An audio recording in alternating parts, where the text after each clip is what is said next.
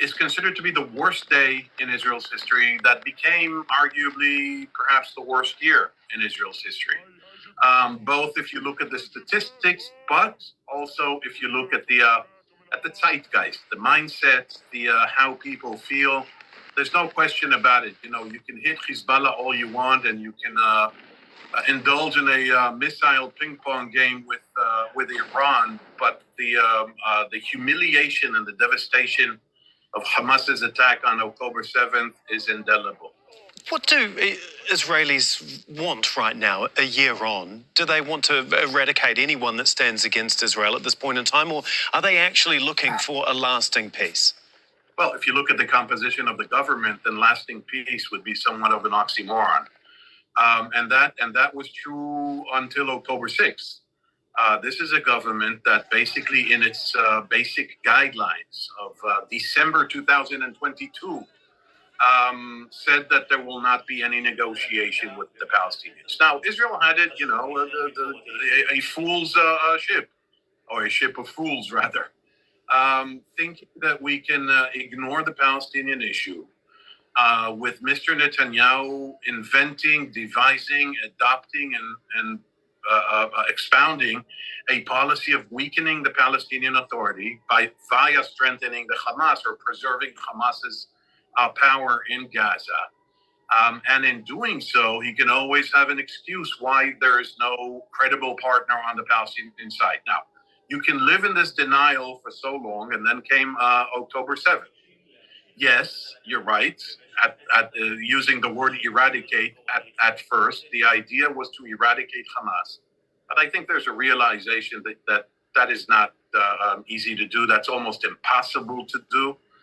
The only way conceivably to do that is a course of action that Israel will not take, and that is basically occupy the entire Gaza Strip and be responsible for the lives of the desolate lives of the poor people who are living there above and beyond those who are members of Hamas. Now, Hezbollah is a completely different thing. So when you said eradicate everyone that threatens Israel, yeah, you know, every country would love to do that, but that's mafia or mobster mentality. That's not how countries can and should be run. Is there any consideration given to the more than 41,000 people that have been killed in Gaza at all within Israel? No.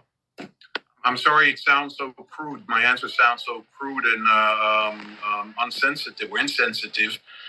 But no. And you know, for the first few months, Israelis were rarely aware of what's going on in Gaza, other than finding out via the media that the army is attacking and the Air Force is bombing, and special units have operated, and a neighborhood was flattened, and an X amount of Hamas members were killed. But the scope of the devastation of Gaza, unless you watched Al Jazeera or BBC or CNN or any other foreign media outlets, was unfamiliar. Then came the "we don't care, look what they did to us" mentality. Look, it's very human.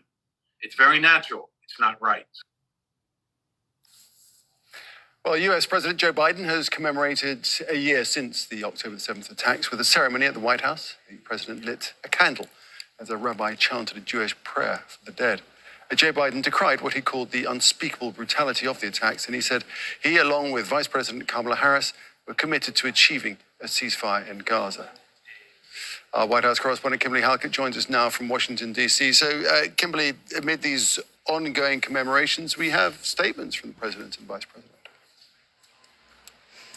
Yeah, we have statements from President Biden.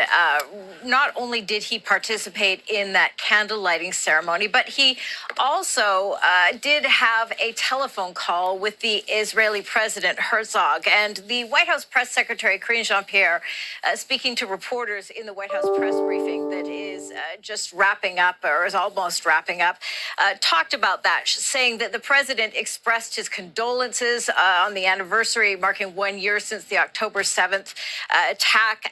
She said it was a meaningful conversation, an important conversation. But what is important to note in all of this is the conversation that still hasn't taken place yet, and that is the one between the Israeli Prime Minister Benjamin Netanyahu and the U.S. President Joe Biden. In fact, this is something that we've been talking about should have happened last week, and reporters pointed out, in fact, the two leaders haven't spoken since last August, despite the intense conflict that's taking place in the region. And so we asked about that in the press briefing, and the White House Press Secretary Karine Jean-Pierre saying that, they've spoken more than a dozen times in the last year, and in fact, their teams, meaning the lower-level diplomats, have been in touch daily, and their constant contact will continue. But right now, what she says, when it comes to the focus for the Biden administration, it's really about getting the captives that were captured on October 7th and are still being held captive, to get them back to their families and to secure ceasefire deals, whether it's Gaza or whether it's Lebanon, and that is going to remain President Biden's focus. All right, Kimberly, thanks for that. Kimberly Halkett reporting there from the White House. Thank you. Well, let's take a look at the situation for the Israeli captives being held in Gaza. 251 Israelis and foreigners were taken captive on October the 7th by Hamas and other fighters. 117 Israelis have returned home, some released in exchange deals, others rescued by the Israeli army. There are currently 101 captives held in Gaza, 36 of whom have been declared dead. But the Israeli Prime Minister Benjamin Netanyahu has announced that half of the captives are alive. 37 bodies of captives have been repatriated to Israel. Most are believed to have been killed by Israeli fire. And 8 people have been rescued by Israeli forces, but not without devastating consequences. Sarah Harrod has this report now. These are the faces of those taken into Gaza from southern Israeli towns a year ago. The youngest, Kfir Bibas, just 8 months old. The eldest, Shlomo Mantzu, aged 86. His family were originally from Iraq. Hamas and other Palestinian factions kidnapped Israelis and foreign nationals in an early morning attack that took Israel by complete surprise, as it marked the end of the Jewish holiday of Sukkot. And just a day after the 50-year anniversary of what Israelis referred to as the Black Day, when it was defeated by Egyptian and Syrian soldiers in the October 6 war. Videos like this one of Noah Argamani were shared globally, of people taken captive from their homes, military barracks, and a massive desert rave. The Israeli military rescued her and 3 others months later, but they killed 236 Palestinians in the process, mostly women and children. Her boyfriend is one of 101 captives still held in the Gaza Strip. Captives' families have tirelessly rallied every Saturday in Tel Aviv and other cities, desperately calling on Prime Minister Benjamin Netanyahu and his far-right government to accept a ceasefire deal.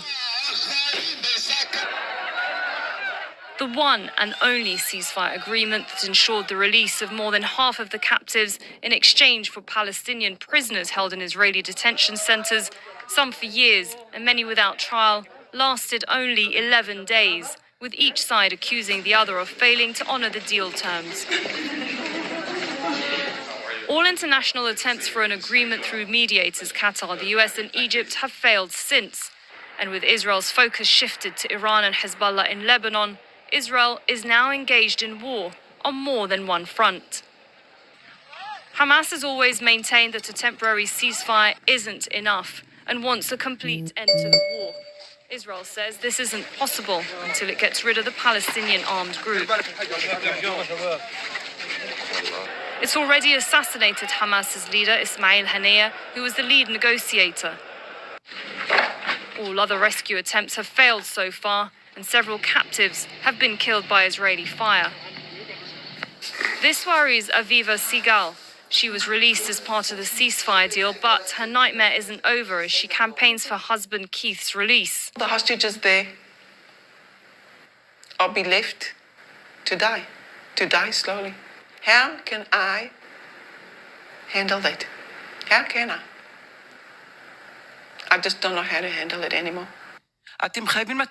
She's already met with Netanyahu, US President Joe Biden and the UN Secretary General, but to no avail.